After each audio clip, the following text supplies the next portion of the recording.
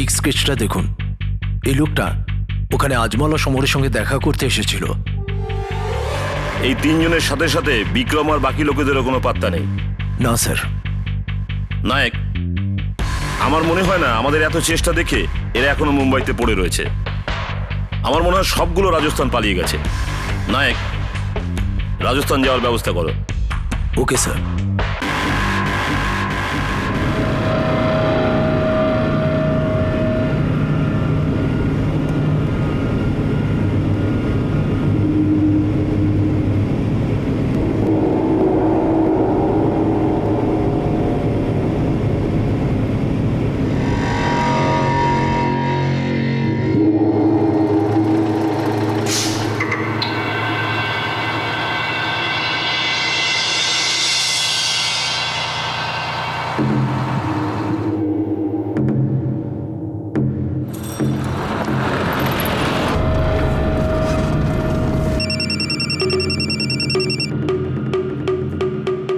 Hello.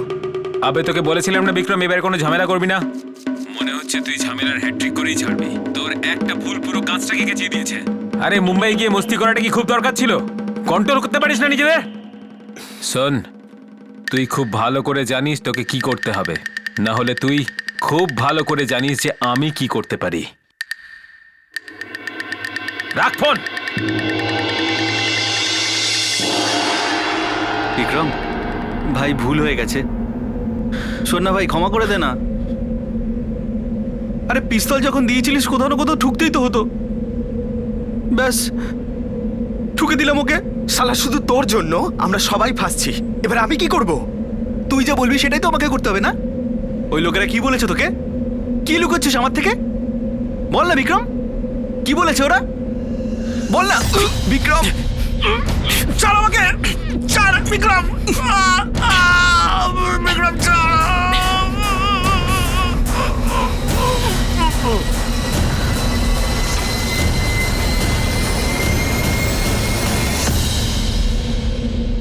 সালা মারতে চাইনি ওকে আমি, কিন্তু কি করব? আমাকে অর্ডার দিয়েছিল। আমি যদি ওকে না মারতাম তাহলে ওরা আমাকে মেরে ফেলতো। কারণ আমাদের দুজনের মধ্যে যে কোনো একজনই বাঁচতে পারবে।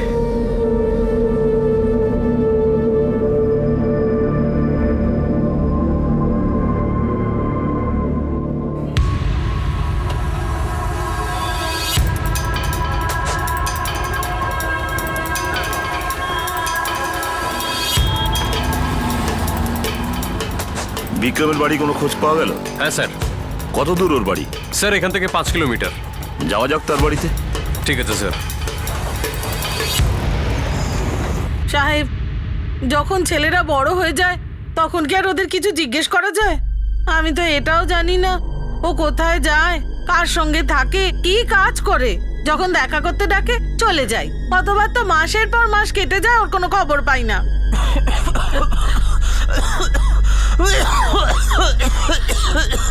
কি হলো বাবা?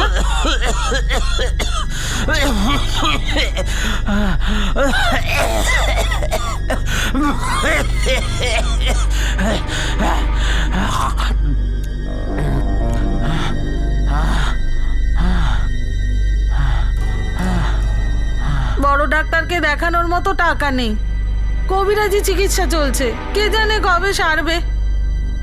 সাহেব, যখন একজন মার 2 সন্তান হয়, একজন যে এত অসুস্থ আর দ্বিতীয়জন যে একেবারে বেয়াক্কেলে, সেই মা তখন তার পিছনে দৌড়োয় না, আমাকেও চিকিৎসা করাতে হবে। আমি জানি না বিক্রম কোথায়। দেখুন, আমাদের কাছে এখন সব থেকে প্রয়োজনীয় যেটা, সেটা হলো আজমল, বিক্রম আর সমরকে হাতে পাওয়া। এদের মধ্যে একজনকেও যদি ধরতে পারি তাহলে বাকি লোকগুলোকে সহজেই ধরতে পারবো। তখন আমরা জানতে পারবো এরা কি করে বেড়াচ্ছে, ওদের প্ল্যানটা কি। তাছাড়া আমরা আমাদের আশেপাশের এরিয়ায় ভালোভাবে খোঁজ চালাচ্ছি, আর বেশ কিছু জায়গা কভার রাখার জন্য আমরা শহরে সিসিটিভি লাগিয়েছি। আর শহরে সব চেক পয়েন্ট, এক্সিট পয়েন্টে, তাছাড়া পাবলিক প্লেসেও আমাদের ভালো মতো নজরদারি চলছে। গুড।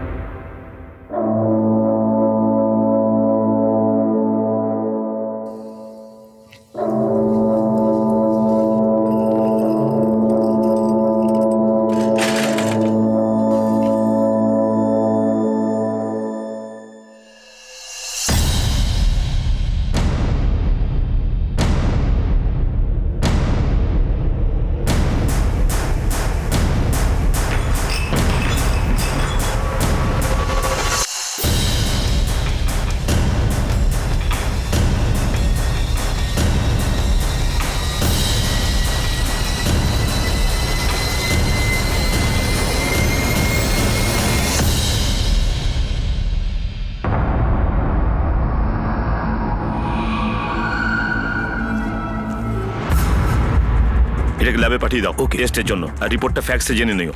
আমাদের কাছে সময় খুব কম।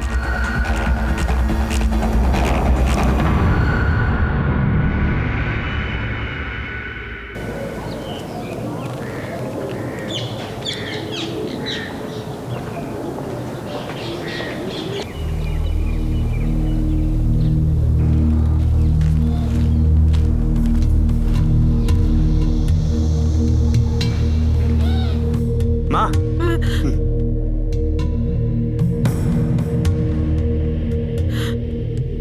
কেমন আছিস রে বাবা? আমার শোনা, কেমন আছিস বাবা? ভালো আছি। খাবারটা খেয়ে নিস। আর শোন, যত তাড়াতাড়ি পারিস এখান থেকে অনেক দূরে চলে যাস বাবা। ও পুলিশের লোকগুলো এসেছিল, তোকে খুঁজছে। মা, তুমি জানো না আমি সহমরির চোখ থেকে এক মুহূর্ত এদিক ওদিক হলে ও তোমাকে আর দাদাকে একদম ছাড়বে না। কিন্তু বাবা, তার মানে তো এই নয় যে তুই প্রাণ দিবি। আর অন্য কোনো রাস্তা নেই, আমাদের যে কোনো একজনকে বলি দিতেই হবে। এটা রাখো, দাদার ওষুধ। এবার তুমি যাও, আর শোনো, দাদার খেয়াল রেখো। বাবা, তুই নিজের খেয়াল রাখিস।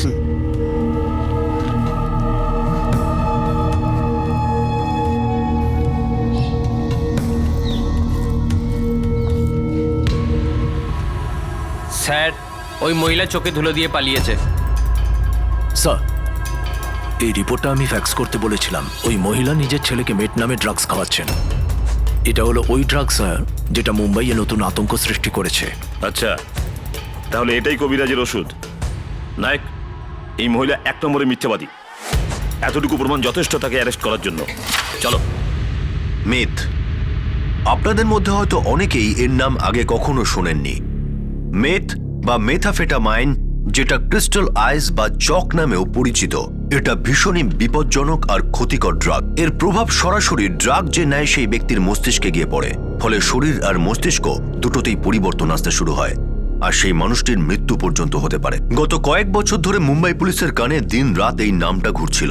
এই ড্রাগটা মুম্বাই আর দেশের অনেক অংশে খুব দ্রুত ছড়িয়ে পড়ছিল, আর এই ড্রাগের ফলে মানুষের যা পরিণতি হচ্ছিল সেটা খুবই ভয়ঙ্কর ছিল। বিক্রমের ভাই নিখিল এই ড্রাগেরই শিকার ছিল, আর ভুল পরামর্শ বশত বিক্রম নিজের অজান্তে বুঝতে পারেনি তার ছোট ভাইকে মৃত্যুর পথে ঠেলে দিচ্ছিল।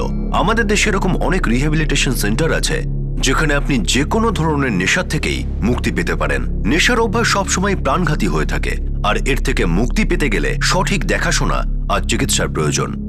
কিন্তু হয়তো এই কথাটাই বিক্রম বুঝতে পারেনি। সাহেব, সাহেব, আমার ছেলেটাকে ছেড়ে দিন। সাহেব, সাহেব, সাহেব, বোঝার চেষ্টা করুন। আমি ওর সঙ্গে থাকতে চাই। সাহেব, ছেড়ে দিন আমার ছেলেটাকে। আমার ছেলেটা, সাহেব, আমার ছেলেটাকে কোথায় নিয়ে যাচ্ছেন? সাহেব, সাহেব বুঝতে পারছে না আমার ছেলেটা খুব অসুস্থ। সাহেব, আমার ওর সঙ্গে থাকাটা জরুরি। সাহেব, ওকে ওষুধ দিতে হবে। সাহেব, হ্যাঁ, তুমি সাথেই থাকবে আজ থেকে ওর। আর ও টেনশন নিও না, এখন ওর চিকিৎসার দায় আমাদের। তোমার কবিরাজ এর চিকিৎসা ঠিক মতো করতে পারেনি। যাও, বসে পড়ো নিজের ছেলের সাথে। এগো, সঙ্গে নিয়ে চলো। চলো। দেখো রাধা, পরিষ্কার করে বলো যে আসল ব্যাপারটা কি। সাহেব, আমার বড় ছেলে নিখিল সমরের জন্য জিনিস দেয়া নেয়ার কাজ করতো।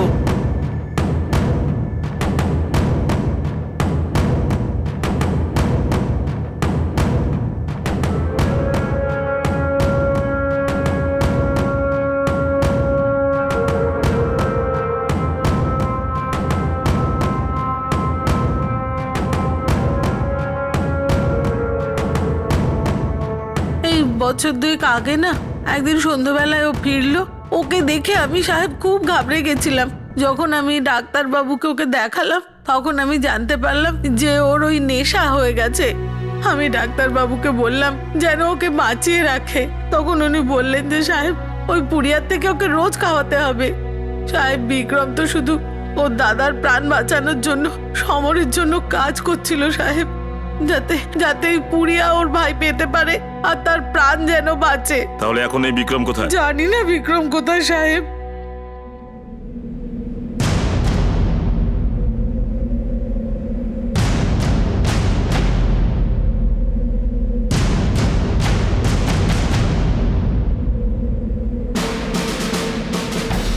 জয় হিন্দ। জয় হিন্দ। আপনাদের কাছ থেকে একটা সাহায্য চাই।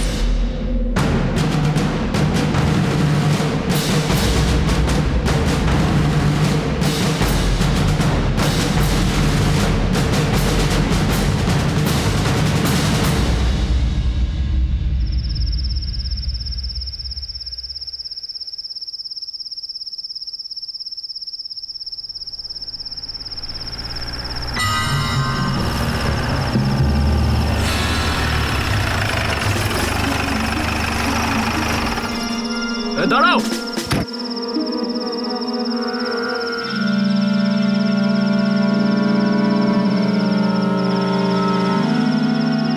এতে করে কি নিয়ে যাচ্ছ? থেপড়ি সাহেব, মরুভূমিতে এটা কোথা থেকে এলো? পাশের গ্রাম থেকে নিয়ে আসছি। খুলে দেখাও।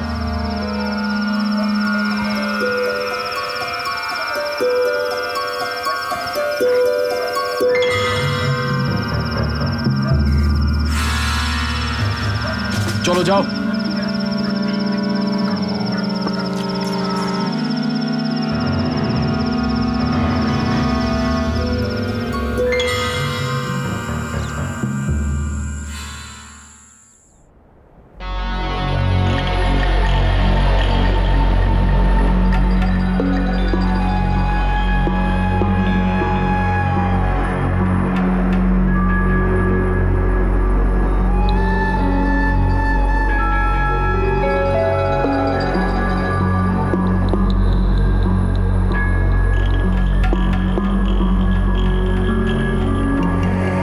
বলেছিলাম না, সাহেব ভীষণ খুশি হয়েছে।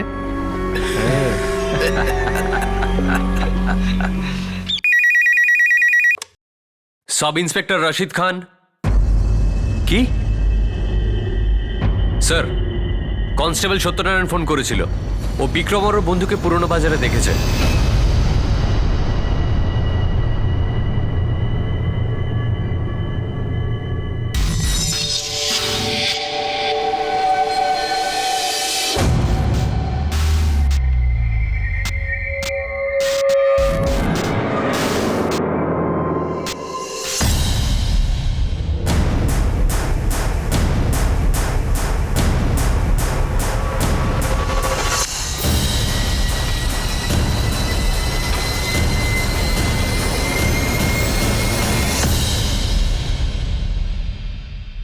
আমি কিচ্ছু করিনি, আমি তো একদম নতুন।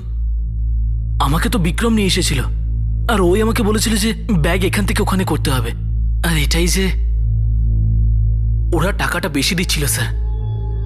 সত্যি স্যার, আমি তো প্রথমবার গিয়েছিলাম স্যার। যদি টাকা পয়সা ভালোই দিয়ে থাকে তাহলে নিশ্চয়ই কোনো মূল্যবান জিনিসপত্র এদিক ওদিক করতে বলেছিল। কি নিয়ে যেতে মুম্বাইতে? মেট। তাহলে এখান থেকে সাপ্লাই হয় ওই ভয়ানক নেশার। আর কাকে কাকে চেনো তুমি? কাউকেই চিনি না। হ্যাঁ, সমর ভাই বিক্রমের সঙ্গে আমাদেরকে পিস্তল আর ব্যাগ নিয়ে মুম্বাই যেতে বলেছিল, আর সেখানে একটা লোকের সঙ্গে আমরা দেখা করেছিলাম।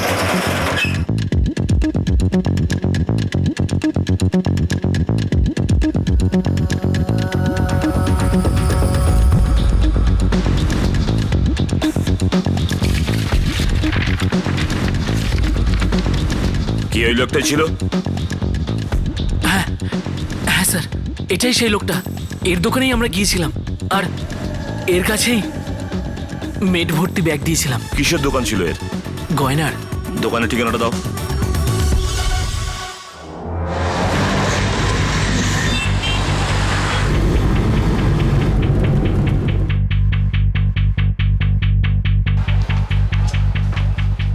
আরে ভাই, এই দোকানের মালিককে? কেন স্যার, কি হয়েছে? মালিককে বলো না। স্যার উনি তো এখানে নেই এখন। তাহলে তুমি কে? আমি তো স্যার এখানে কাজ করি। এই দোকানের মালিকের নাম কি? সুধাংশু রঞ্জন। কোথায় পাবো তাকে এখন? উনি এখন বাড়িতে আছেন। তাহলে একটা কাজ করো, ওনার অ্যাড্রেস দিয়ে দাও। হ্যাঁ স্যার, এক্ষুনি দিচ্ছি।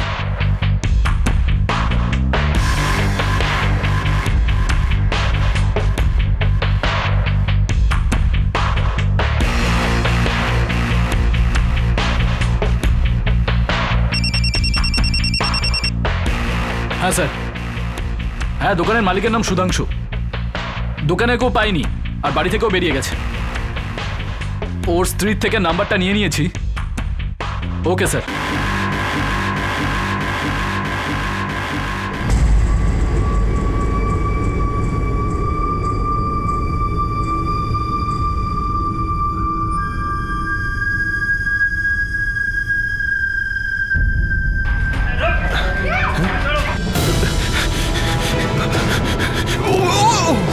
চল বল, বলবি কি না? বল, বল, বল। স্যার মারবেন না। সাহেব যেটা জিজ্ঞেস করছেন বল। স্যার আমি ওদের কাছ থেকে মাল কিনতাম আর তারপর সেটা অন্যদের বিক্রি করে দিতাম। আমি তো শুধু সাহেবের জন্য কাজ করি আর তার জন্য আমি কমিশনও পাই স্যার। ঘিলুর মধ্যে থেকে তোর সাহেবের ফটোটা বার কর আর হুবহু আমাদের স্কেচ আর্টিস্টকে বল তোর সাহেব যদি একটুও তেড়া হয় না আমরা তোকে তেড়া করে দেব। স্যার সত্যি আমি আপনাকে সব বলে দিতাম, কিন্তু আমি আজ অব্দি ওনাকে দেখিনি। শুধু রানাই আমার কাছে আসতো, সমস্ত লেনদেন ওই করতো আর সাহেবের অর্ডারের ব্যাপারে ওই আমাকে সব বলতো। তুই এই রানার কাছে কিভাবে পৌঁছলি? স্যার ওরা বাচ্চাদের হাত দিয়ে টাকার নোট পাঠাতো।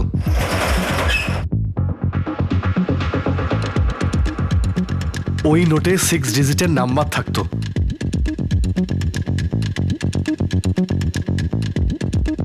উল্টোভাবে টাইপ করলে আমি রান্নার নাম্বার পেয়ে যেতাম আর প্রথমে 4টে নাম্বার সবসময় ফিক্স থাকতো। ডিল হওয়ার পরে ওই নাম্বারটা কোনোদিন আর অন হতো না। দেখ শালা সুধাংশু, আমাকে যে করেই হোক রানার কাছে পৌঁছতে হবে। হয় তুই আমাকে পৌঁছে দে, নাহলে আমি তোকে উপরে পৌঁছে দিচ্ছি। স্যার আমার ওর সঙ্গে মিটিং হওয়ার কথা ছিল খারাঞ্জা গ্রামে স্যার। স্যার এই গ্রামটা তো অনেক দূরেই, আর ওই গ্রাম থেকে পাশের ফাঁড়িটাও 75 কিলোমিটার দূরে, যেখানে 9 জন আছে। ওরা সবাই মিলে 37টা গ্রামকে কভার করে। আমার পঞ্চায়েত প্রধানের সঙ্গে কথা হয়েছে, যিনি আমাদের সাহায্য করবেন। নমস্কার হুজুর। হ্যাঁ হুজুর, যখনই আমি জানতে পারলাম যে আপনি এখানে আসছেন আমি নিজেই চলে এলাম।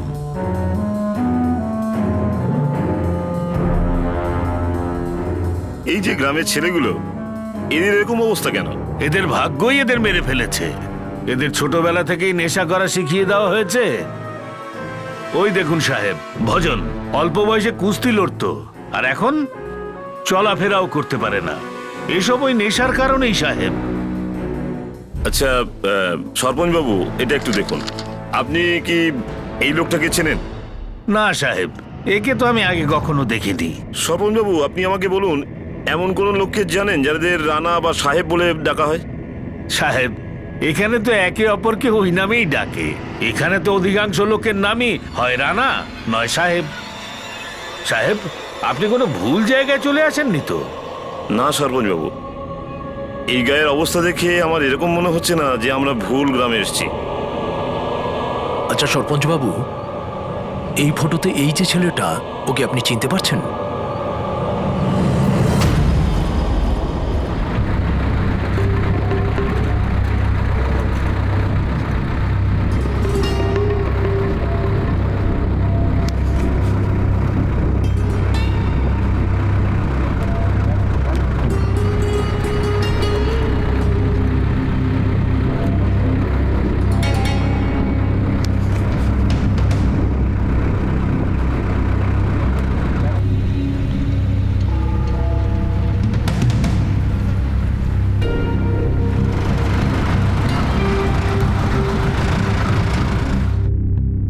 প্রণাম মালিক। হ্যাঁ ঠিক আছে।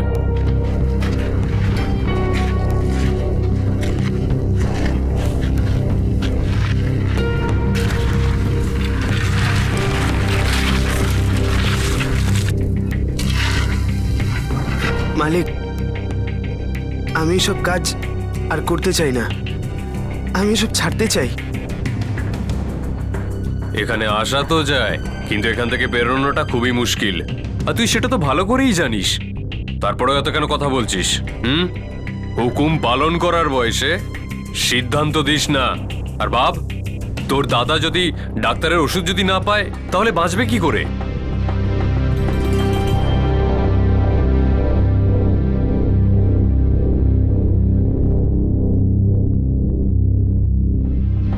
যা মাল নামা, কাজ কর।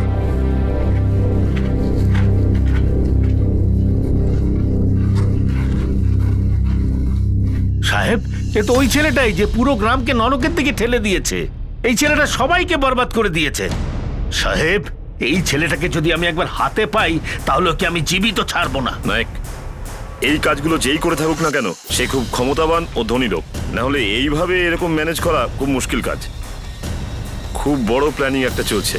সরপঞ্চ বাবু, আচ্ছা আপনি কি আমার গ্রামের সেই লোকগুলোর নাম বলতে পারেন যারা খুব বড় লোক?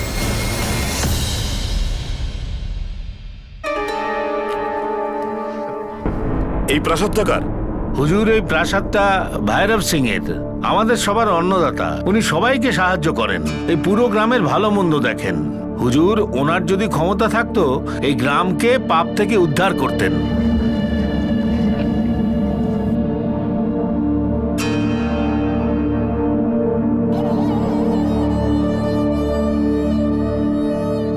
ইন্সপেক্টর, আমার শুনে খুব খারাপ লাগছে। গায়ের এই অবস্থা আমি দেখতে পাচ্ছি না।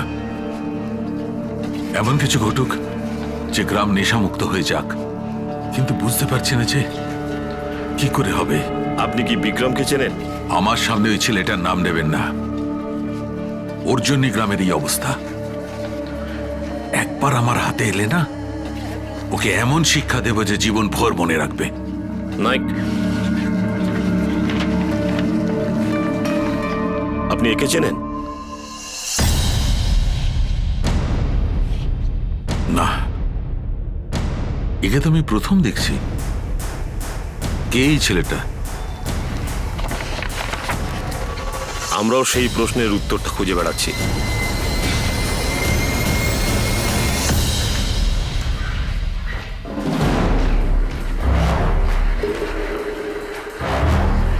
যেখানে পুরো গ্রামটা নষ্ট হয়ে গেছে, সেখানে কেউ একজন ভালোভাবে থাকবে এটা খুব সন্দেহের ব্যাপার। না, একটা কাজ করো, সাদা পোশাকে এই হাবেলের উপর নজর রাখো। ওকে।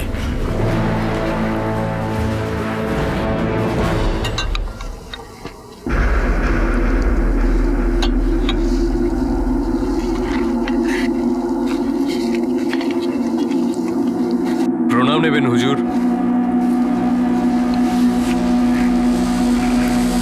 পুলিশের লোক এসেছিল, রানা আর সাহেবের ব্যাপারে খোঁজ করছিল। আমাকে ওরা হাতে আঁকা একটা ছবি দেখালো। ওটা হয়তো তোর ছিল। তোর কি বলার আছে এই ব্যাপারে? ওই ছবি পুলিশের কাছে কি করে গেল? হুজুর, ওনাদের কোথাও ভুল হচ্ছে। আমি কোনোদিন এরম কাজ করব না যেটাতে আমার হুজুরের মাথা নিচু হোক।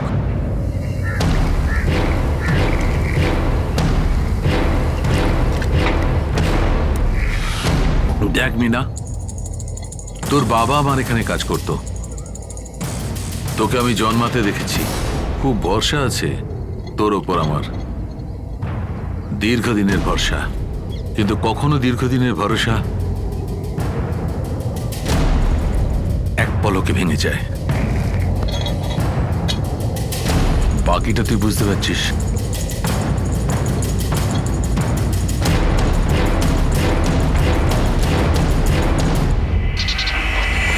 এখানে অনেক লোক বর্ডারের এই পার থেকে ওই পারে আর ওই পার থেকে এই পারে সোনা, অস্ত্র, ড্রাগস এইসব পাচার করে। আমাদের পুরো চেষ্টা থাকে এদেরকে এইসব করা থেকে আটকানো। আর এই মরুভূমিও 100 কিলোমিটার মতো ছড়িয়ে রয়েছে, সেজন্য মাঝে মধ্যেই ওরা আমাদের চোখে ধুলো দিয়ে পালিয়ে যায়। এদের মধ্যে এমন কি কেউ আছে যার নাম রানা, বা লোকে ওকে সাহেব বলে ডাকে? কখনো শুনেছেন এই ব্যাপারে? এই সব মন গড়া নাম, ইচ্ছে করেই নামগুলো রাখা হয়েছে যাতে এদের কাছে পৌঁছানো অসম্ভব হয়। শুধু এদের নিজেদের লোকেরাই জানে যে কারা ওদের রানা আর কারা ওদের সাহেব। তবে আমি এই স্কেচগুলোকে বর্ডারের আশেপাশে সার্কুলেট করিয়ে দিচ্ছি। যেই কোনো খবর আসবে আমরা আপনাদের বলে দেব। জয় হিন্দ। জয় হিন্দ।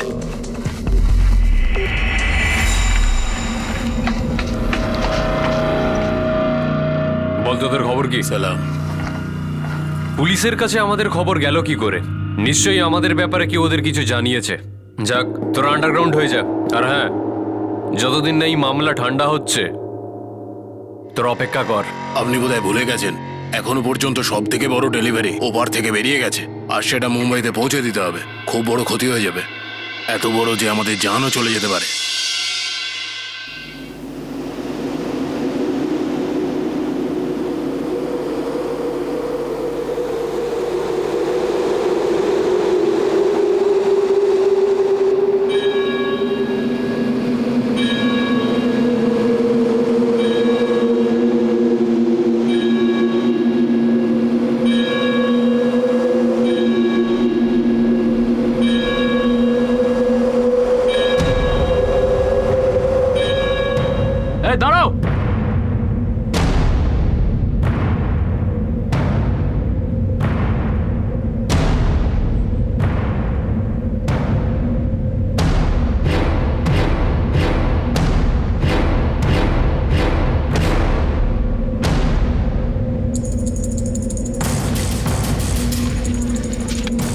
সালা হেপড়ে নিয়ে যাচ্ছিলিস, ড্রাগ সাপ্লাই করছিলিস, বালির মধ্যে পুঁতে দিলে না তো 14 গোষ্ঠীও খুঁজে পাবে না। স্যার আমাদের তো সমর বলেছিল এইসব নিয়ে যেতে। কোথায় নিয়ে যেতে বলেছিল?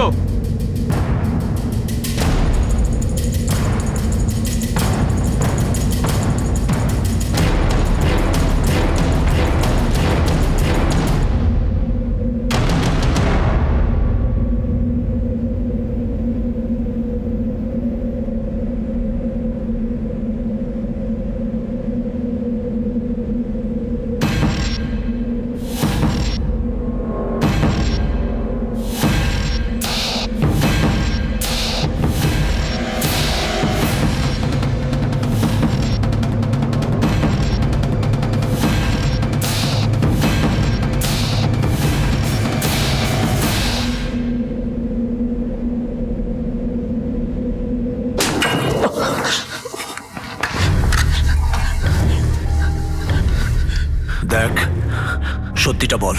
সত্যিটা কি? বল বল বল বল বল বল বল বল বল বল। কিছু বলেছে? না স্যার, এখনো পর্যন্ত কিছু বলেনি। বল বিক্রম। আমি কিচ্ছু জানি না, আমি কিচ্ছু বলবো না। আমি যদি আপনাদের কিছু বলি ওরা আমার মা আর আমার দাদাকে মেরে ফেলবে। তোর ভাইকে ওরা মারুক না মারুক, তুই অবশ্যই মেরে ফেলবি। আমি দেখেছি ওর অবস্থা। এখন সত্যি করে বল, প্ল্যানিংটা কি? আরে বল না, কি তোদের প্ল্যানিং? বল।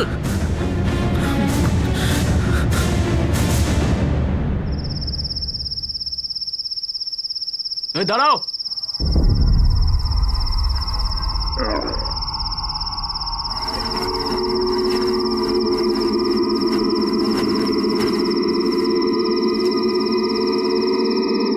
কোথায় যাচ্ছ তোমরা? সাহেব, জমিদার বাবুর বাড়িতে যাচ্ছি, ওনার আমাদের গান খুব পছন্দ হয়। এটা কি? হারমোনিয়াম আছে সাহেব। খোলো।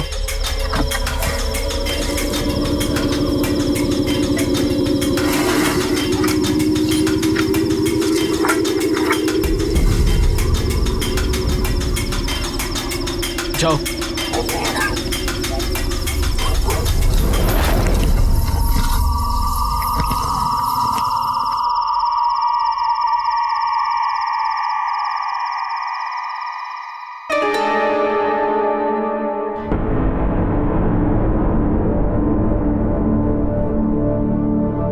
আমার তো কিছুই মাথায় আসছে না, কি করব কি না করব। খুব খারাপভাবে ফেসে গেছি। বিক্রমও তো ধরা পড়ে গেছে দাদা। আর পুলিশও সজাগ হয়ে আছে। এই জন্যই তো পুলিশ পাহারাদারি বাড়িয়ে দিয়েছে, এই বিক্রমের জন্যই। আমি তোকে আগেই বলেছিলাম বিক্রম, ওর দ্বারা হবে না এই কাজ। ভুল হয়ে গেছে দাদা, কিন্তু এখান থেকে বেরোবো কি করে? এখন তো আমার মাথাও কাজ করছে না ভাই। বেরোনোর জন্য করলেই বা কি করবো?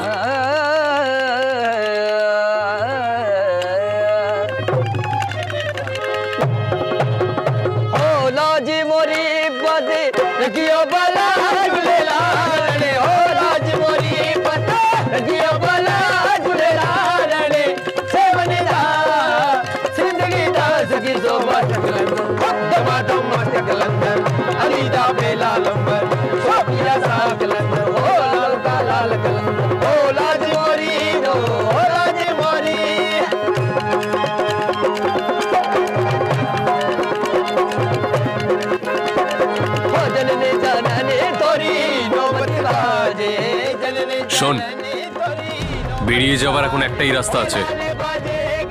এই নে, তাড়াতাড়ি পোশাকটা পরে নে। নিচে বাঞ্জারা আছে, ওদের সাথে আমরাও এখান থেকে কেটে পড়বো। আমাদের পুলিশ তো দূর, কেউ ধরতে পারবে না। তোরা তাড়াতাড়ি কর।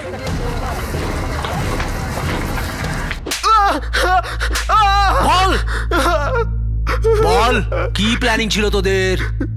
কি প্ল্যানিং ছিল? আমরা একেবারে তৈরি হয়ে এসেছি। চল চল চল।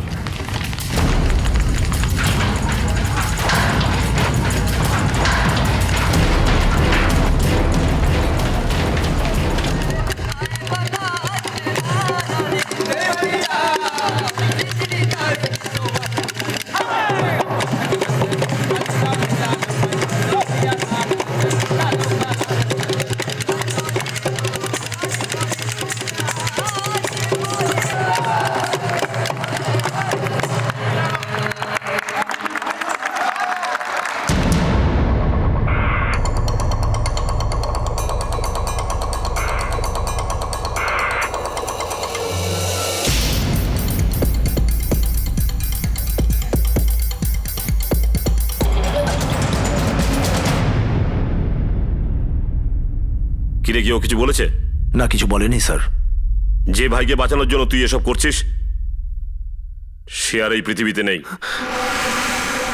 না, আপনারা মিথ্যে কথা বলছেন। এটা হতে পারে না। ডাক্তারবাবু বলছিলেন আমি যতক্ষণ ওকে ড্রাগস দেব ততক্ষণও বেঁচে থাকবে। যে অপরাধের দুনিয়া থেকে তুই তোর পরিবারকে বাঁচানোর চেষ্টা করেছিলিস, সেই অপরাধের দুনিয়া তোর পরিবারকে নষ্ট করে দিল। এখন আমাদের সত্যি করে বল, তোর একটা সত্যি কথায় হাজারো প্রাণ বাঁচতে পারে, আর এটাতে তোর ভাইয়ের আত্মার শান্তিও পাবে। বলে ফেল বিক্রম, বল। নিজের ভাইয়ের মৃত্যুর খবর শুনে বিক্রম ভেঙে পড়েছিল, আর সমর এবং আজমলের সঙ্গে যুক্ত যত ইনফরমেশন তার কাছে ছিল সে পুলিশকে দিয়ে দিল। বিক্রম তার ভাইকে বাঁচানোর জন্য এই চক্রের সঙ্গে যুক্ত হয়েছিল, কিন্তু যেই ভাইয়ের জন্য সে ভুল রাস্তা বেছে নিয়েছিল সেই ভাই আজ আর এই দুনিয়ায় নেই। আমরা এটা সবসময় বলেছি আর আগামীতেও বলবো যে ক্রাইম নেভার পেজ। মানুষের অপরাধের পথে নেওয়া ছোট থেকে ছোট পদক্ষেপও তাকে শাস্তি দিয়েই ছাড়ে, তা সেই অপরাধটা যেই রূপেই হোক না কেন। বিক্রমের বয়ান পেতেই পুলিশ কাজ শুরু করে দিল, আর আজমল, সমর আর হনি মিনা ওরফে রানাকে গ্রেফতার করার জন্য সঠিক সময় পৌঁছে যায়।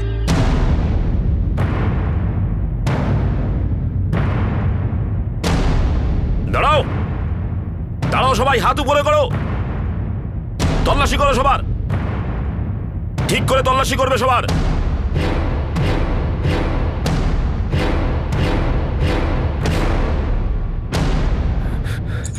এই কোথায় পালাচ্ছিস? দাঁড়া, দাঁড়া, দাঁড়া, দাঁড়া বলছে। এই কোথায় পালাচ্ছিস? দাঁড়া, এই দাঁড়া।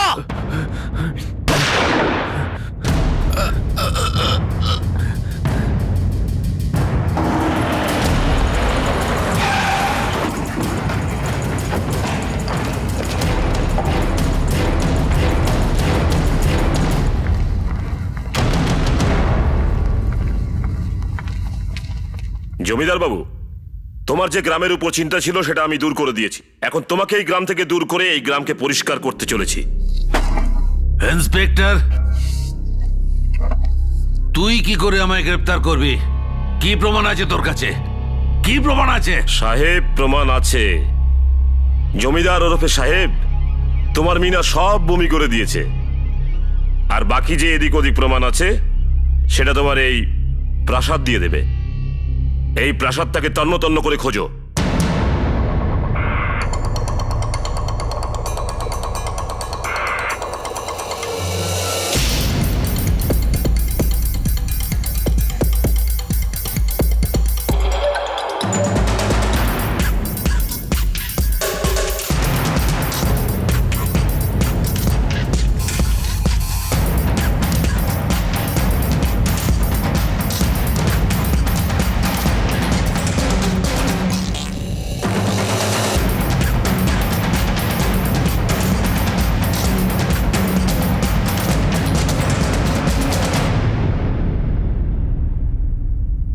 স্যার, সমস্ত জিনিস বাজেয়াপ্ত করেছি।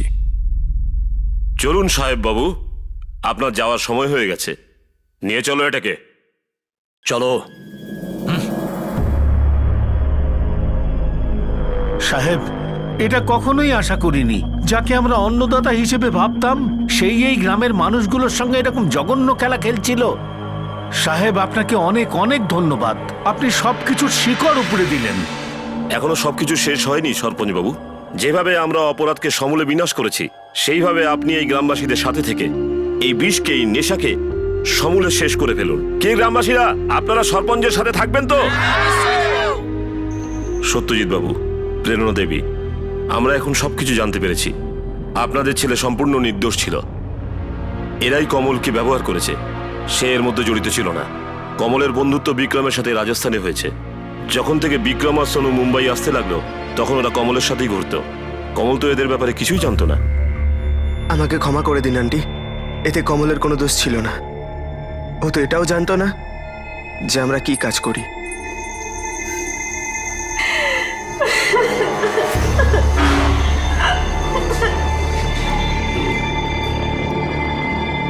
বিক্রমের ভাই আর কমল তো ফিরে আসবে না, কিন্তু এই দলটা ধরা পড়ে যাওয়ার ফলে অনেকগুলো জীবন বরবাদ হওয়া থেকে বেঁচে যায়। একটা রিপোর্ট অনুযায়ী বছরে প্রায় 2 লক্ষ মানুষের মৃত্যু ড্রাগ সেবনের ফলে হয়ে থাকে, আর এই মৃত্যু খুবই মর্মান্তিক। বর্তমানে গ্রামের মানুষকে নেশার ঝোঁক ছাড়ানোর জন্য অনেক এনজিও পুরো চেষ্টা করছে, কিন্তু এখনো অনেক গ্রাম এবং শহর রয়েছে যেখানে আমাদের যুব সম্প্রদায় এই বিষ গিলে চলেছে। আর প্রত্যেক বছর এই সংখ্যাটা বেড়েই চলেছে। ড্রাগস খাওয়া কখনোই অ্যাডভান্স কিংবা মডার্ন হওয়ার সিম্বল হতে পারে না, আর এটা সেবন করলে পরে আমাদের কোনো লাভ হয় না, বরং ড্রাগসের সঙ্গে কাটানো প্রত্যেকটা মুহূর্তে আমরা নিজেদের মৃত্যু আর সর্বনাশ নিজেদের কাছে ডেকে আনি। সবার আগে যুব সম্প্রদায়কে এটা বুঝতে হবে যে টাকার লোভে পড়ে জীবনে কোনো শর্টকাটের অবলম্বন করা উচিত নয়। প্রায়শই এই শর্টকাট একটা ডেড এন্ডে এসে শেষ হয়ে যায়, যেখান থেকে ফেরা অসম্ভব হয়ে পড়ে। বিক্রম যে শিক্ষা পেয়েছে সেটা আমাদের সবার কাছে দৃষ্টান্ত। বিক্রমের ভাই ভুল পথ বেছে নিয়েছিল, আর তাকে সেই রাস্তা থেকে ফিরিয়ে আনার জন্য বিক্রম নিজেই অপরাধের অংশীদার হয়, কিন্তু তার থেকে তার কোনো লাভই হয় না। মেহর সিং, আজমল আর সমরের মতো লোক নিজেদের স্বার্থের জন্য মানুষের জীবন নিয়ে খেলা করে। এদের শিক্ষা দেওয়াটা খুবই জরুরি, যাতে কোনো কমল বা নিখিলের জীবন শেষ না হয়ে যায়। শেষ পর্যন্ত পুলিশ এই দলের প্রধান মেহর সিং ওরফে সাহেবকে গ্রেফতার করে নেয়। সেই সঙ্গেই এই দলের সঙ্গে সব অভিযুক্ত এখন জেলের গড়াদের পিছনে রয়েছে।